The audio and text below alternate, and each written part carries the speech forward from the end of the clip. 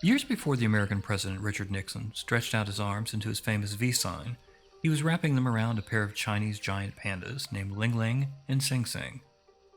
The two pairs likely did not realize they were part of a much larger embrace between two distant countries, brought together by international diplomacy and the power of reciprocation, a concept that spans borders as well as every facet of user experience design. In 1972, Nixon visited China in efforts to normalize relations. He and the First Lady Pat Nixon, as well as their diplomatic entourages, visited the Great Wall of China and major cities along the Yangtze River Delta. The pandas were a gift from the then leader of China, Mao Zedong. Ling Ling and Sing Sing were captured a few months prior in the far-off temperate center county of Baosheng, an area similar to the cool misty forests of West Virginia, excepting the expansive fields of bamboo and the occasional black and white patched bear. As soon as the two pandas arrived in the Smithsonian's National Zoo in mid-April of 1972, they grabbed the hearts of the American public. Over 75,000 people visited the zoo in the following weekend. Seen as a goodwill overture by the Chinese government, the gifts of pandas were a gesture harkening back through 1,000 years of Chinese diplomatic history. The Chinese Empress Wu Zetian was said to have given pandas as a gift to the Japanese Emperor Tenmu in the 7th century. Chinese diplomats revived this tradition in the 1950s, and it continues today, primarily under loan agreements to national zoos and preservation programs. Although historians refer to Nixon's trip and its gift as panda diplomacy, it could have just as easily been referred to as muskox diplomacy, for the gift of pandas was reciprocated by an equally furry gift to the Chinese. Nixon gave them Milton and Matilda, a pair of baby musk oxen.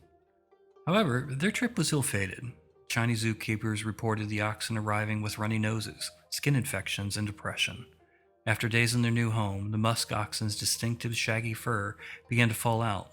Poor little things. Depressed, runny-nosed, and now balding, Sweet Milton and Matilda did not take residence in the hearts of the public as much as their ursine peers. Yet this exchange shows us that even small gifts may create great opportunities, which may last for decades, establishing relationships, reshaping economies, and setting in motion countless other experiences.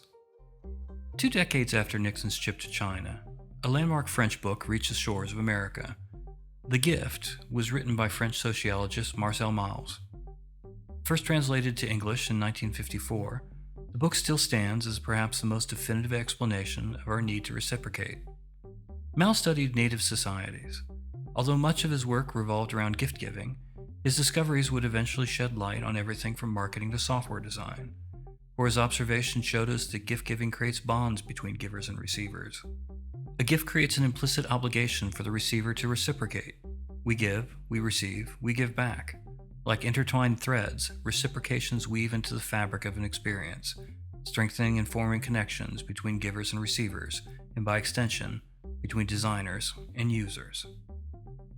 Marshall Saline's book, Stone Age Economics, further expounded Mauss's notion of reciprocation by segmenting it into 3 types: generalized, balanced, and negative. Generalized reciprocation is the most common. We give a gift and do not expect an immediate return. You might help a coworker with a project, shovel snow off your neighbor's driveway, or cook a meal for your spouse. Such gifts are freely given. We do not issue paper receipts expecting immediate repayment. It would be detrimental to our relationships if we did. Dear spouse, I hope you enjoyed dinner. You now owe me 1 meal. Try it. You'll soon realize this is a thread you do not wish to pull upon. As working professionals, we can appreciate balanced reciprocation. We exchange our efforts for money, tit for tat. Our employers or clients reciprocate the gift of our labors with the gift of a paycheck. Negative reciprocation is expecting a gift without the intention of providing one in return. Is equivalent to participating in your office's gift exchange empty-handed. Happy holidays. I brought you nothing. Now let's see what you've got for me. We will talk about how software often says the same in a few moments. Generalized balance and negative reciprocation may initially seem to operate on only a person-to-person level. However, they are part of any interaction, including those between people and software. Mauss referred to the inherent quality of reciprocity in gift exchange as total appreciation. Granted, total appreciation is not a term that easily slides off the tongue, yet the term does speak to a gift being something greater than merely an object being given. We feel total appreciation when we give and receive a gift. But what is it? During Mao's research, he encountered the gift-giving customs of the Maori people. How, the spirit of the gift, graced both the giver and the receiver.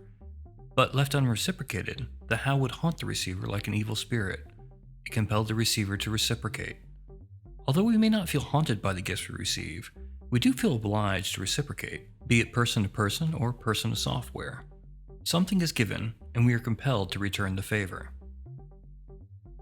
The gift exchange. When we design software, we create bonds between our users and ourselves. A user gives us the gift of their time and attention. We repay them with the gift of a good user experience. We give, they give back. Everyone reciprocates. These exchanges contain generalized, balanced, and even negative reciprocations. Some experiences are generalized. As creators, we don't expect an immediate repayment by users. We lay the groundwork for future reciprocation, wishing to be repaid with more of the user's time and attention. Other experiences are balanced.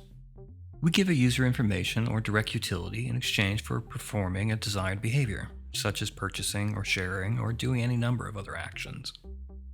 Too often, companies make the mistake of designing experiences with only negative reciprocations, forced email signups, unnecessary form fields, takeover advertising, to name just a few of the ways companies extract a user's time and attention without reciprocating. Such experiences frustrate users. Time and attention are gifts that users may give us, but they should only do so through a clear and balanced exchange. Negative reciprocation is a one-way street, paved with selfish intentions and littered with the wreckage of poorly designed user experiences.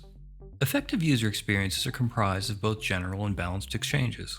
Consider the example of a free trial. If we follow the strict definition of reciprocation, we might believe our free trial is a balanced exchange between our application and the user. Hello user, here's a free trial. Now that you feel obliged, please buy our software. Tit for tat. But if we delve further into the concept of free trials, we soon realize this is a generalized reciprocation. A free trial establishes a possible future opportunity, but it takes time to mature. By providing an incentive, users may reciprocate more quickly. You see this pattern play out frequently within consumer and packaged good promotions. A customer receives a free sample, say for example a tiny bottle of shampoo, a generalized reciprocation. The free sample contains a coupon, an incentive. The customer uses the coupon to buy a discounted larger bottle of shampoo, a balanced reciprocation. We can use a similar tactic to expedite a software purchase. A user receives a free 30-day software trial, a generalized reciprocation. The software could offer a discount to purchase a 1-year software subscription, an incentive. The user then buys the discounted subscription, a balanced reciprocation. Exchanges are often far subtler than a purchase. Enticing users to perform other behaviors follows the same forms of reciprocation. We lay the groundwork by providing engaging content and helpful functionality. For example, a calendar app might notify a user about upcoming events, seeming to only benefit the user. However, a user may choose to view details about the event, thereby directing his or her attention to a screen that also displays advertising. A video game may incentivize a player to level up by providing the player more powerful character traits, which in turn provides a reason to maintain a monthly subscription.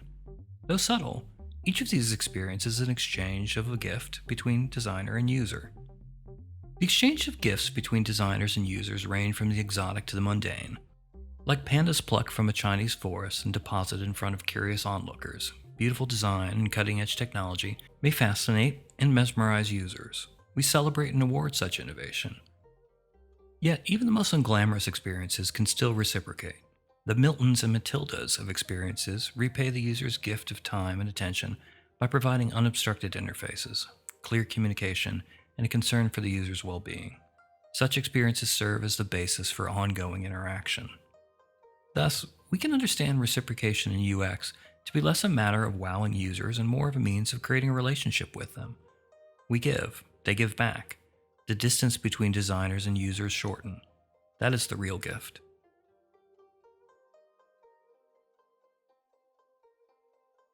That was a chapter from my new book, UX Fundamentals for Non-UX Professionals, User Experience Principles for Managers, Writers, Designers, and Developers.